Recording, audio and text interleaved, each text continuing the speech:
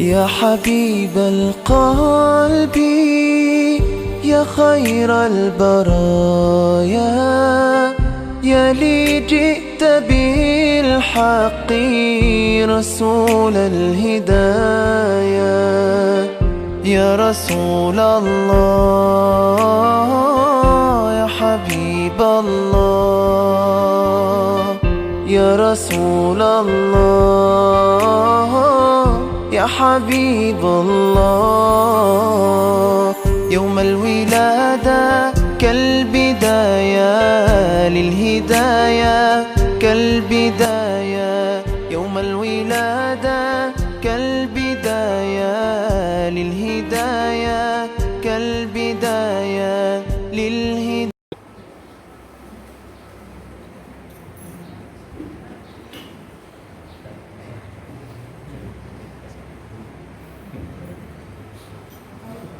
بسم الله الرحمن الرحيم. السلام عليكم ورحمة الله وبركاته.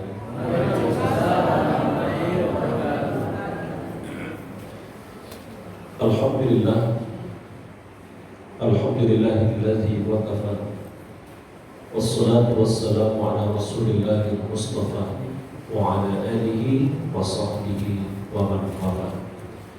أشهد أن لا إله إلا الله وأشهد أن محمدا عبده ورسوله صلى الله عليه وسلم لا نبي بعد أما بعد. Ya, sama-sama kita hormati pengurus Masjid Al-Rasul bersama para jajarannya. Kemudian yang kami hormati bapak-bapak, ibu-ibu, kaum muslimin, kaum muslimat, jemaah subuh rahmatullah. Bersyukur kita kepada Allah. Alhamdulillah kita telah selesai menunaikan ibadah sholat subuh, ditambah lagi dengan sunnahnya apa itu Bapak Ibu? Sujud tilawah. Pada pertemuan yang lalu sudah kita sampaikan, kata Rasulullah, "Iza qara'a ibnu Adam as-sajdata fasajada 'atadala syaitan yubki yaqulu ya wailah." Ketika anak Adam membacakan surah As-Sajdah, maka tiga yang disebutkan setan. Pertama, yang tazala, setan menjauh, tidak ingin mendengarkan ayat tersebut. Yang kedua adalah yubki, menangis. Yang ketiga adalah yaqulu ya wailah, celakalah aku. Kenapa setan mengatakan celaka? Umirtu Adam bisujud, anak Adam disuruh sujud, maka dia sujud. Ketika anak Adam disuruh sujud, dia sujud. Falahu jannah, maki-makinya itu adalah surga. Umirtu bisujud, kata iblis, kata setan, aku disuruh sujud, fa'abain, aku enggan, aku tidak mau. Faliyana, maka pantaslah bagiku neraka. Namun tadi lalu awak sholat, maka setan itu menjawab. Mudah-mudahan Bapak Ibu ibadah sholat subuh yang telah kita dirikan menjadi sholat subuh yang diterima oleh Allah, menjadi sholat yang terbaik di sisi Allah Subhanahu wa Ta'ala. Bapak Ibu yang dirahmati Allah, salawat dan salam kita persembahkan buat junjungan alam Nabi besar Muhammad sallallahu alaihi wasallam. Allahumma salli ala Muhammad wa ala ali Muhammad. Dan sampai lo perbedaan Bapak Ibu, dan cik memakai Sayyidina dan cik tak atur bangka. Sayyidina juga Sayyidina karena jadi persoalan. Tak usah dipersoalkan masalah khilafiyah tersebut. Tapi kalau dalam sholat kita tak pakai Sayyidina Bapak Ibu. Tapi kalau di luarnya, karena Sayyid itu adalah kan memberikan penghormatan. Sayyidina Abu Bakar, Sayyidina Umar kan penghormatan. Mudah-mudahan Bapak Ibu yang berbahagia kita tetap berselawat kepada Rasulullah SAW. Karena kita berselawat itu bukan untuk yang lain, tapi adalah satu, ingin mendapat syafaat di hari kiamat kelak nantinya. Karena umat-umat Nabi sebelumnya minta syafaat kepada nabinya, tidak bisa diarahkan seluruhnya kepada Nabi kita Nabi Muhammad SAW. Sehingga ketika malaikat Jibril dia berdoa kepada Allah, Muhammad, mohon aminkan doaku. 3 doa yang disampaikan malaikat Jibril, salah satu dari yang 3 itu adalah bu'dan liman zukirta indahu falam yusalli alaihi. Celakalah orang-orang yang ketika disebut nama engkau Muhammad, tapi orang itu tak menyampaikan selawat kepadamu. Bukan merugi, tapi adalah celaka. Kalau celaka Bapak Ibu, siapa yang berdoa? Malaikat Jibril. Siapa yang mengaminkan? Adalah Nabi kita. Dua makhluk Allah, yang satu adalah paling suci, yang satu maksud. Tentulah doa itu akan dijawab oleh Allah Subhanahu wa Ta'ala. Pokoknya kalau orang mengucapkan selawat dan sampai diam. Karena orang yang paling kikir itu kata Rasul adalah disebut nama dia mengucapkan selawat. Acu tak acu saja. Jadi Bapak Ibu yang berbahagia, banyak kita berselawat, banyak kita beristighfar kepada Allah Subhanahu wa Ta'ala. Istighfar itu Bapak Ibu, itulah yang disampaikan oleh seseorang oleh Hasan Al-Basri kepada orang yang bertanya. Bertanya orang yang pertama. Kata orang yang pertama, ya Syekh, ya Guru, hidup saya susah. Ekonomi saya ini sekarang dalam masa paceklik, susah. Kemudian bertanya, apa solusinya Syekh? Kata Syekh Hasan Al-Basri adalah solusinya cuma satu, adalah istighfar. Datang lagi orang yang kedua, bertanya, ya Syekh, ya wahai guru, wahai ulama, wahai Syekh Hasan Al-Basri, aku ini adalah panen aku gagal panen, dimakan oleh hama sampai kami tak bisa menikmati hasil panen. Apa solusinya? Solusinya adalah istighfar. Yang ketiga datang lagi orang yang ketiga. Apa yang ketiga? Syekh, aku sudah lama menikah tapi belum dikurniai anak. Apa solusinya? Berbanyak istighfar. Ketemulah orang ini di jalan Bapak Ibu. Kiranya terjadi perbincangan. Dari mana tadi? Kamu di rumah saya sama Basri. Mana situ ada yang bertanya ini? Oh sama. Ada yang sama-sama jawabannya adalah istighfar. Kurang senang hati yang ketiga Bapak Ibu balik ke rumah saya sama Basri. Syekh, kenapa kok istighfar? Kata Syekh Hasan Al-Basri, saya menjawab bukan menurut hawa nafsu, tapi menurut apa yang diwahyukan Allah, dan itulah yang dibacakan atau yang disampaikan oleh Nabi Nuh kepada umatnya. Nabi Nuh, lihat Bapak Ibu nanti dalam surah Nuh ayat 10, 11, 12, 13. Di situ dijelaskan ketika engkau tidak diturunkan hujan oleh Allah, apa yang langkah pertama?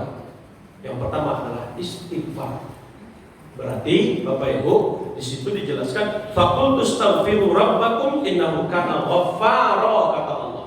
Apa kata Allah Subhanahu wa Ta'ala? Ketika memohonlah ampun kepada Allah, karena Allah itu Ghaffar. Apa makna Ghaffar? Sangat halus Bapak Ibu, diampuni oleh Allah. Berarti istighfar itu adalah kata Allah, yursilis sama alaikum bidrar. Allah akan menurunkan air hujan yang tepat. Bapak Ibu, hujan yang diturunkan Allah bukan hujan sedikit tapi lebat. Pertanyaannya, kenapa pada hari ini ketika diturunkan oleh Allah hujan yang lebat banjir, kesalahannya bukan kepada hujannya, tapi kesalahan kepada manusia. Kenapa? Serapan air sudah ditutup. Coba cari apa itu? Di Khatib. Khatib itu dulu tak pernah banyak gini, dalam hal pakai semen seluruhnya banjir sendiri. Coba nak sampai Bapak Ibu, kalau ada serapan air, Allah tak pernah menurunkan banjirnya, tapi Allah menurunkan hujan bidrar, hujan yang lebat. Kalaupun banjir itu kesalahan manusia.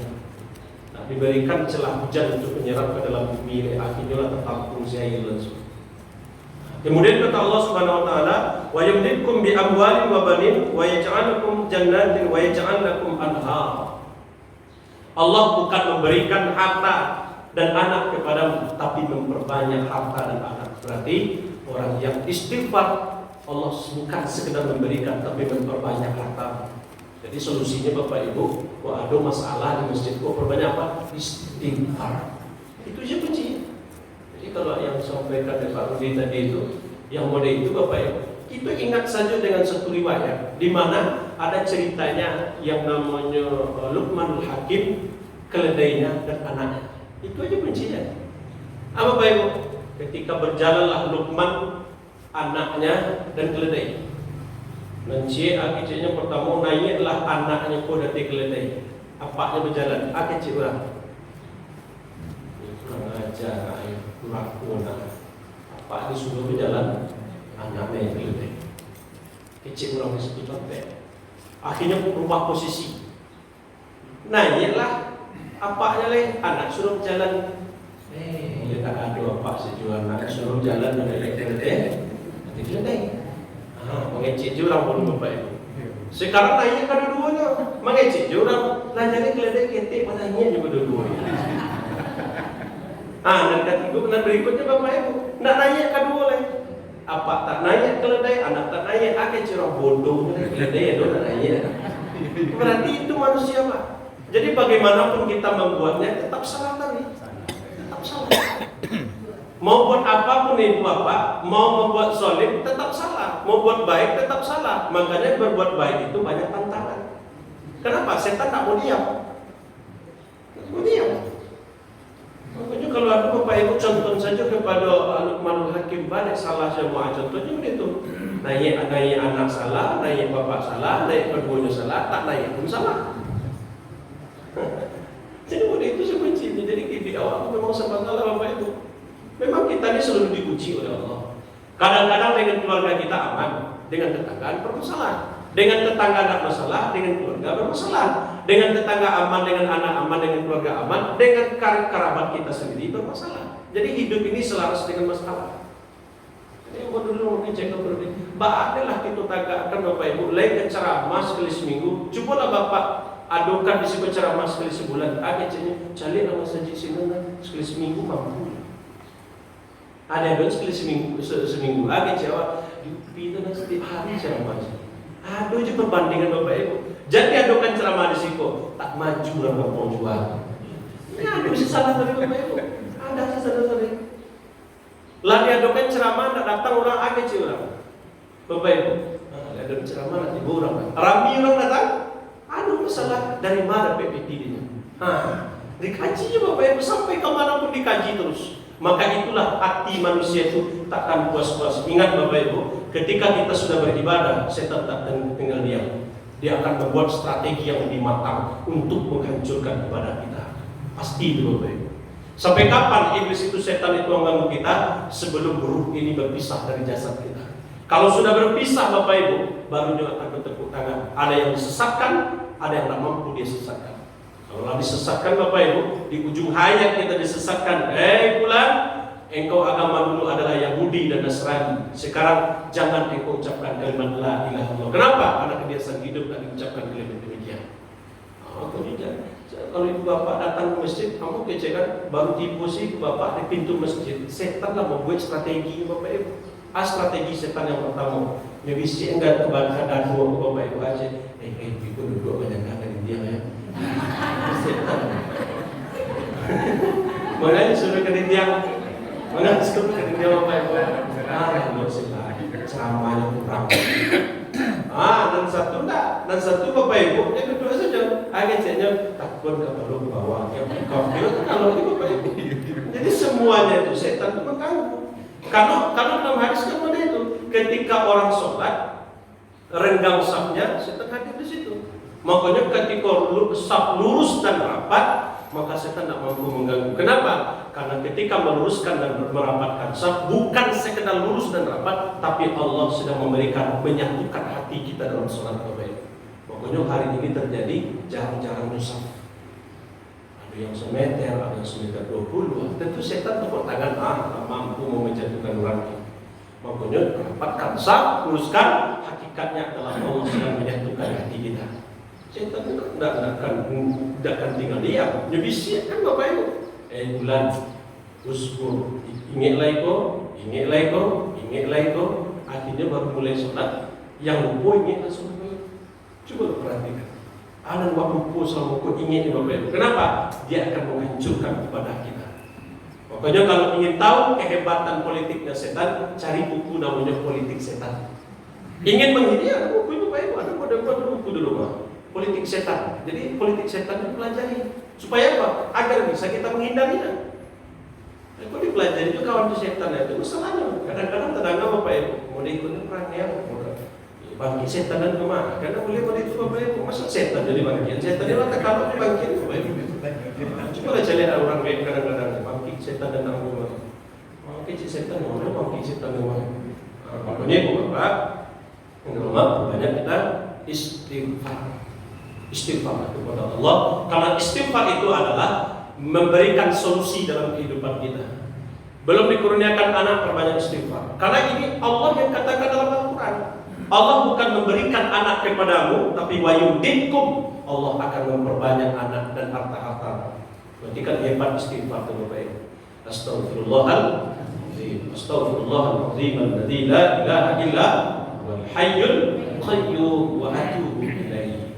Kalau ibu baca, Bapak Ibu baca pagi, Allahumma anta rabbi sampai ujung, itu hebat lagi Bapak Ibu. Kalau ada jaminan di dalamnya. Saya membaca Sayyidul Istighfar di awal pagi, dia mati nanti sebelum datang sore, dia itu sebagai ahli surga. Siapa yang meninggal ketika malam tapi diawali malamnya dengan Sayyidul Istighfar, dia itu mati dalam keadaan husnul khatimah, disebut sebagai orang-orang yang ahli surga. Allahumma anta rabbi la ilaha illa anta khalaqtani wa ana 'abduka wa ana ala ahdika wa wa'dika mastata'tu. A'udzubika min syarri ma sana'tu, abu'u laka bi ni'matika 'alayya wa abu'u bi dzambi faghfirli fa innahu la yaghfiru dzunuba illa anta. Itu doanya Bapak Ibu, itu dibaca.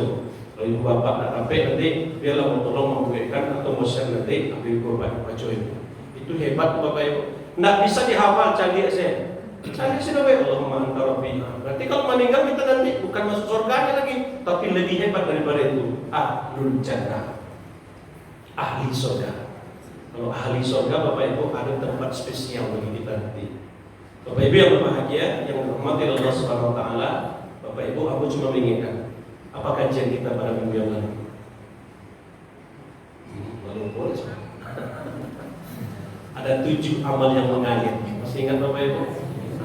Kajian kita pada pagi ini adalah dari hadis Rasulullah Shallallahu Alaihi Wasallam. Kajinya satu hadis yang Bapak Ibu kita bahas adalah at-tadru namal muflis. Apa artinya Bapak Ibu? Tahukah engkau orang yang bangkrut? Bangkrut kaji Bapak Ibu. Bukan muflis, tapi muflis. Itu adalah nama Pak Muflis, itu jadi nama aku bangkrut. Kalau muflis ikhlas, kalau muflis bangkrut. Pakai M-U-F, muflis. At-tadru namal muflis. Tahukah engkau orang yang bangkrut, kata Rasulullah? Maka sahabat menjawab, qalu al-muflisu fina man la dirham lahu wa la mata'. Orang yang bangkrut itu ya Rasul, kata sahabat, pertama adalah tak punya dirham. Aduh ditilis. Jangankan uang kertas, uang receh pun sudah habis. Aduh ditilis. Itulah bangkrut Bapak Ibu. Man la dirham lahu wa la mata'. Ada dalam Al-Quran mata'un ghurur, senangan, aset. Apa namanya bahasa lainnya daripada itu? Kesenangan dunia lah seperti itu. PT sudah habis, aset pun tidak ada lagi, habis semuanya. Kata Rasul, kalau ada orang yang bangkrut dalam takaran dunia, mereka tidak punya lagi harta, dulu kaya, mereka tidak lagi punya aset, dulu kaya, ada. Kata Rasulullah SAW, itu ada solusi. Solusinya Bapak Ibu, wa may yattaqillaha yaj'al lahu makhraja. Siapa yang betul-betul bertakwa kepada Allah, Allah berikan solusinya. Jadi kalau orang lebih betul-betul beribadah, Bapak Ibu, apa yang terjadi? Coba kita rasakan, pasti ada sesuatu yang dimudahkan oleh Allah. Awak terasa Bapak Ibu, tapi ibadahnya rajin, ada solusinya Bapak Ibu. Kadang-kadang pikir, terasa awak kadang-kadang ada solusi. Itulah Allah memberikan. Siapa yang memberikan solusi? Allah. Tapi kalau bangkrut dalam ukuran dunia. Tapi ada orang yang nanti bangkrut di hadapan Allah, kata Rasul. Innal muflisa min ummati. Sesungguhnya orang yang bangkrut dari kalangan umatku, kata Rasul. Rasul tidak bilang kita ummati, ini menunjukkan tidak nyesabin umat Nabi Musa, umatku, kata Rasul. Umatku nanti di hari kiamat bangkrut. Apakah orang ini tidak sholat? Rajin sholat. Sampai disebutkan, apa kata Rasulullah? Innal muflisa min ummati ya'ti yaumal qiyamah bisolatin wa siyamin wa zakatin. Kok hebat apa nanti guru Bapak Ibu? Bisolatin wa siyamin wa zakatin. Rasul tak pakaikan alif lam di situ. Kalau alif lam dia menjadi ma'rifah dalam bahasa Arab, tapi di situ menjadi nakirah, umum sifatnya. Jadi solat apapun tidak saja solat yang wajib. Solat sunat tahajud dia lakukan, solat sunat duha dia lakukan, isyraq dia lakukan, solat sunat yang lain pun dia lakukan, solat wajib pun dia lakukan. Tapi yang lagi bangun ibadah itu Bapak Ibu, wajib sunat telah bangun. Wasiyamin, tidak saja puasa wajib, tapi puasa sunat. Bapak Ibu bertanya, kini Bapak Ibu puasa sunat? Puasa sunat. Puasa apa namanya? Tasu'a. Tasu'a. Kalau Bapak Ibu besok Asyura. Jadi kalau puasa Ibu Bapak ini berarti puasanya hebat. Persiapan bekal untuk menuju yang lebih hebat besoknya lagi. Saya berpuasa besok di hari Asyuranya, ini persiapannya lebih mantap, maka dihapuskan dosa-dosanya setahun yang lalu. Tapi Bapak Ibu, dosa yang dihapuskan setahun yang lalu itu adalah dosa kecil. Kalau dosa besar taubat. Kalau dosa ketek-ketek itu lakukan sebelumnya diampuni oleh Allah. Tapi ada dosa yang tidak bisa diampuni kalau utang mesti dibayar Bapak Ibu. Itu ada selesai itu lunas nggak bisa. Tetap dibayar Bapak Ibu. Kalau ada yang namanya dosa kecil dihapus setahun yang lalu. Jadi puasanya itu adalah kenapa Rasulullah itu berpuasa di hari itu? Rasulullah di Madinah dulu Bapak Ibu. Orang-orang kafir Quraisy itu berpuasa di 10 Asyuranya di 10 Muharram. Kenapa? Karena dijawab adalah karena hari itu diselamatkanlah Musa daripada cengkraman Firaun. Berpuasa, apa kata Rasulullah? Ampun lebih pantas daripada orang itu berpuasa. Berarti kini besok orang Yahudi, orang Nasrani juga berpuasa. Untuk ikhtilaful yakut, membeda kita dengan dia, maka dimulailah pada hari ini kita berpuasa. Jangan sambobana wakinyo. Kalau sempat besok saja kita berpuasa, itu mirip kita dengan orang Yahudi dan Nasrani. Tapi kalau kita mulai pada hari ini, itu namanya ikhtilaful yakut. Membedakan kita dengan orang Yahudi dan Nasrani. Bapak Ibu, kalau puasa Bapak Ibu, berarti setahun yang lalu dosa-dosa kita diampuni oleh Allah. Orang hebatnya. Jadi kalau nak masuk, kalau ada Bapak Ibu yang sampai kini, makan dan minum, niat saja masuk. Ya, masuk. Orang hebat itu Bapak Ibu. Tapi kalau puasa wajib, memang dari awal ini ya. Tapi kalau sudah boleh nyusulnya. Jadi Bapak Ibu puasa. Ustaz tidak bisa berpuasa gini Ustaz. Mungkin apa? Besok puasanya langsung saja minggu cek. Sabtu cek, minggu cek. Kalau hebatnya Jumat, Sabtu, Minggu. Tidak bisa hari Jumat lah. Mungkin dari Sabtu jadi Minggu dia puasa. Tapi kalau yang hebatnya ketiga-tiganya dilakukan. Jadi Bapak Ibu yang berbahagia, wasiyamin termasuk dia bagian daripada itu. Jadi pada Islam pun apa puasa yang lebih afdal setelah puasa Ramadan ya Rasul? Dijawab Rasul adalah Syahrullah. Itu adalah bulannya Allah, itu bulan Muharram. Makanya bulan Muharram ini adalah bulan yang dimuliakan oleh Allah Subhanahu wa taala. Bapak Ibu, kalau berada di bulan Muharram melakukan dosa-dosa kecil, itu dalam pandangan Allah dia telah melakukan dosa besar di hadapan Allah. Siapa yang melakukan amal kecil, dia sudah melakukan amal yang paling dicintai oleh Allah. Pokoknya tadi apa mengecek, orang bagian infaknya dalam bentuk apa? Alai kaki, Pak. Bapak Ibu, bagi awak biasa Bapak Ibu, bagi awak biasa mana? Tapi dalam pandangan Allah itu pahala yang amat hebat. Kenapa? Orang mestinya masuk masjid kakinya kotor, nyelapkan. Orang kalaulah Bapak Ibu lah dituntun hatinya beribadah, aduh si calon lain untuk berbuat ibadah. Cayolah Bapak Ibu. Kalau ada orang yang hatinya sudah dituntun oleh Allah, agaknya membuka tobat kepada Allah, dituntun hatinya. Wallazina jahadu fina lanahdiyannahum subulana, kata Allah. Siapa yang bersungguh-sungguh berada di jalan agama Allah, maka Allah tunjukkan jalan-jalannya, bukan jalan. Makanya anak tak pikir Bapak Ibu, cuma meletakkan itu bagi awak biasa, tapi bagi Allah ini pahala yang hebat Bapak Ibu. Makanya jangan diremehkan pahala. Wa may ya'mal misqala dzarratin khairan yarah. Sekecil apapun kebaikan lakukan. Sekecil apapun. Makanya ini Bapak Ibu, bagi kita muliakanlah bulan haram ini. Jangan melakukan dosa ketek saja. Jangan sampai masjid menjadi intimidasi. Kenapa Rasulullah hijrah ke Madinah? Intimidasi terus. Yang sampai hilang situ Bapak Ibu. Untuk minggu-minggu selain macam Rasul tidak ada ceramah lain. Atasin Bapak Ibu. Asin gitu Bapak Ibu. Orang butuh dengan ilmu. Kamu pertama ceramah di situ dulu. Pertama ceramah. Beberapa orang yang hadir kini luar biasa. Dan itu berita aku tidak di kampung juga Bapak Ibu menyebar kemana-mana. Kalau mau ngecek Bapak Ibu, kalau ada masjid yang nggak ada, biaya juga ada tiap pagi, itu hebat. Biasa tuh Bapak Ibu. Tapi sekelas Rasul mampu tiap pagi. Aku yang luar biasa. Saya merintis dapat pahala terus namanya lahum ajr ghairu mamnun. Nyo merintis dulu nya dapat pahala dapat enggak lihat tadi. Bapak Ibu hadir ke masjid dapat pahalanya tadi. Pokoknya inilah pahala. Siapa yang menggerakkan hati kita? Berarti di dalam balik musibah ada hal yang diberikan Allah lebih besar daripada kebaikan yang Allah berikan kepada kita. Bapak Ibu, kembali berarti orang yang bangkrut itu orang yang datang di hari kiamat dengan membawa sholatnya, puasanya, zakatnya.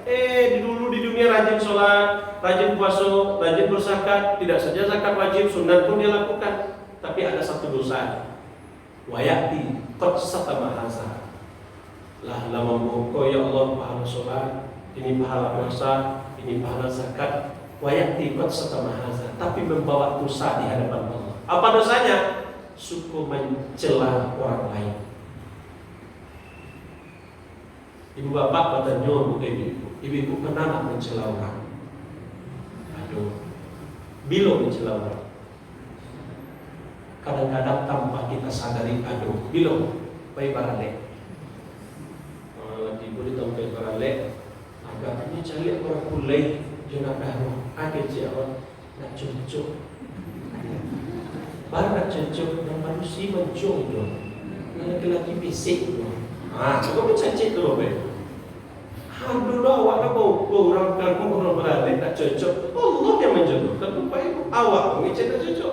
Secara tak langsung kita mencela orang lain itu ditransfer pahala kita kepada yang bersangkutan. Baru keluar saja bapak ibu dari masjid ini, baru keluar saja dari masjid ini, dikatakan keburukan orang, pahala subuh kita ditransfer kepada yang bersangkutan. Sampai orang-orang ini nantinya di hadapan Allah. Ya Allah, dulu pernah melakukan amal itu. Waduh ini ya Allah, karena engkau sering digunjing oleh orang lain. Wah, jadi kalau bapak ibu digunjing, sementara Allah sedang memberikan pahala kepada kita, itu juga kuncinya. Kalau balik bapak ibu sering transfer lah. Ini transfer ke bawah, transfer ke dia. Makanya kalau kita digunjing oleh orang lain, dicela oleh orang lain, silakan saja, tidak masalah. Kenapa? Karena kita sedang mendapatkan transfernya. Kadang-kadang orang transfer amal, kadang-kadang ampuh bapak ibu. Coba transfer ini. Mau gitu bapak ibu. Kenapa? Nampak langsung. Makanya ini yang terjadi pada hari ini. Coba perhatikan bapak ibu. Kalau sholat jenazah contohnya, sholat jenazah. Berapa pahala sholat jenazah bapak ibu? Sebesar Jabal Uhud. Kalau ibu bapak menyaksikan jenazah disolatkan dapat 1 qirat. Siapa yang menyaksikan jenazah menguburkan dapat 2 qirat. Kira-kira orang tertarik lah itu bapak ibu. Kenapa? Nak nampak pahala Jabal Uhud itu nak nampak. Coba bapak ibu. Bapak ibu, mari kita solatkan jenazah karena sebentar lagi kita solatkan. Orang duduk seluar bapak ibu. Duduk seluar. Nah setelah itu kalau dia masih duduk di luar, masih seketek solat, ada caranya bapak ibu. Bapak ibu, mari kita solatkan jenazah. Insya Allah kami pihak keluarga ada berniat untuk bersedekah 100.000 per kepala. Semua itu bapak ibu. Saking pawit di rumah bapak ibu, insya Allah dibuat bapak ibu. Nyutahan segitu. Kenapa? Karena nampak itu 100.000. Kenapa? Padahal Jabal Uhud pahalanya lebih besar. Tapi orang nak menarik dan nak nampak. Siapa yang mengakui itu bapak ibu? Hanya orang beriman mampu dia melakukan sholat. Karena kenapa bapak ibu hadir ke masjid? Bukan karena hati, karena iman itu yang memanggil kita. Ada orang yang samping masjid tapi jangan simbolos itu bapak ibu. Ada orang sampai masjid tak mampu masjid. Kenapa? Karena imannya itu tak mampu untuk datang. Bila dia mampu, kalau maratonnya bapak ibu dari Siko sampai ke Tapilawi mampunya. Apa yang kuat? Jasadnya. Tapi yang bermasalah adalah perugiannya.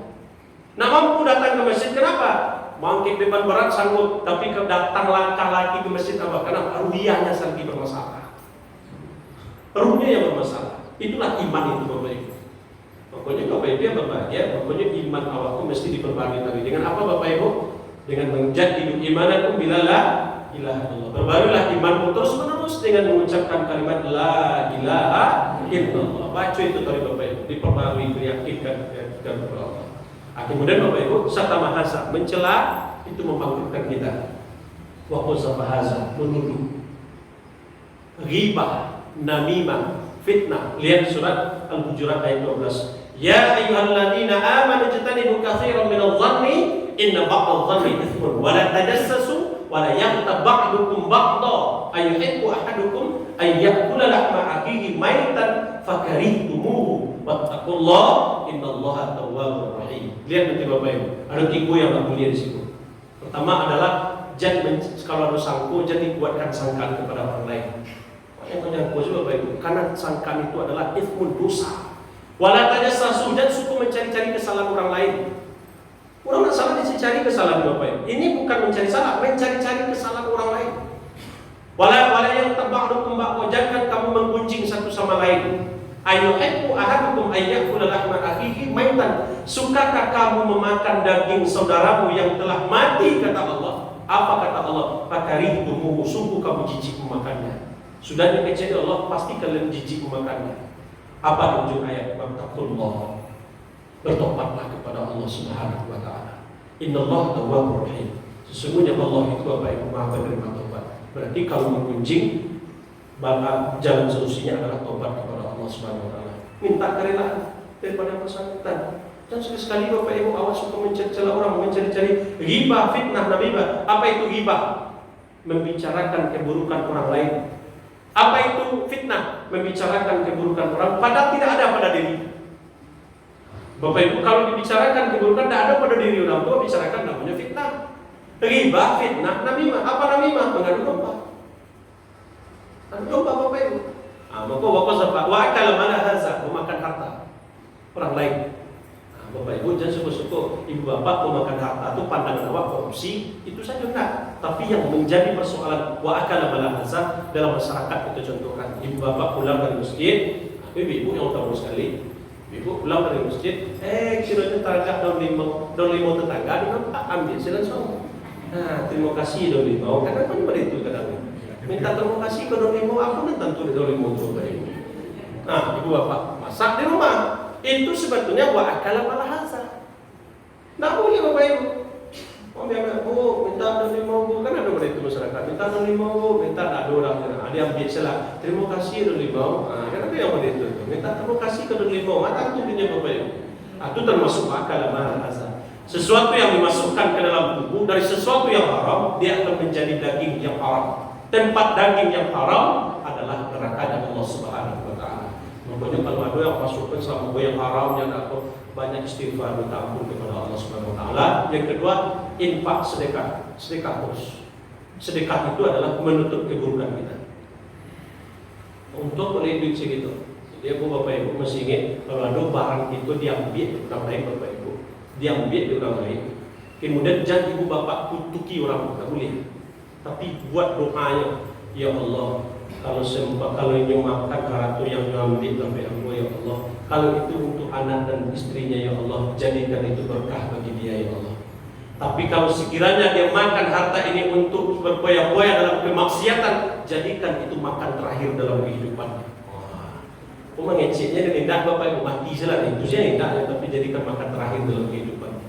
Kan doanya baik Bapak Ibu, jadikan makan terakhir. Wa akala mala hadza wa qasafa hadza, kemudian wasyafaka dama hadza, membunuh. Tak boleh. Saya membunuh Bapak Ibu, itu sesuatu yang haram. Kemudian Bapak Ibu fayu'ti hadza min hasanati hadza. Kalau ada kita berbuat demikian, ditransferlah pahala kita kepada yang bersangkutan. Kalau sudah ditransfer, berarti tidak ada pahala kita lagi. Bisa menuntut orang A misalnya, awak dulu pernah jadi zalimi di orang dia Allah. Nyuruh hutang awak tak pernah dibayar ya Allah. Nya pernah zalimi ya Allah. Baca menilai.